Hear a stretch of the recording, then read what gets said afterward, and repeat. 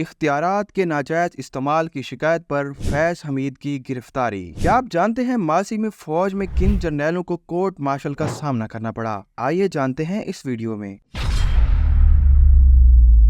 Lieutenant general retired Asad Durrani. Asad Durrani نے Indian خفیہ ادارے را کے سابق سربراہ ایس دلت کے ساتھ ایک کتاب لکھی تھی جس میں پاکستانی حکام کے بقول ایسا مواد بھی شامل تھا جو کہ پاکستان کی قومی سلامتی سے متعلق ہے۔ انکوائری کے بعد انہیں فوجی ضابطوں کی خلاف ورزی کا مرتکب قرار دیا گیا تھا، جس کے نتیجے میں ان کا نام ایگزٹ کنٹرول لسٹ میں شامل کر دیا گیا اور ان کی ریٹائرمنٹ کی تمام مراد بھی واپس لے لی گئیں۔ Lieutenant general Javed Iqbal. 2012 میں لیفٹیننٹ جنرل جاوید اقبال جو کہ پاکستان آرمی کے ایک سینئر افسر تھے، ان پر جاسوسی کے الزام میں کورٹ مارشل کیا گیا اور 14 سال قید بامشقت کی سزا بھی سنائی گئی تھی۔ بریگیڈیئر علی خان۔ 2011 میں بریگیڈیئر علی خان کو شدت پسند تنظیم حزب التحریر کے ساتھ روابط رکھنے کے الزام میں کورٹ مارشل کیا گیا۔ ان پر پاکستانی آرمی کے اندر بغاوت پھیلانے کا بھی الزام تھا۔ Lieutenant general Zia Uddin but. 2001 میں حاضر سروس DGISI جنہیں نواز شریف نے آرمی چیف تعینات کیا تھا،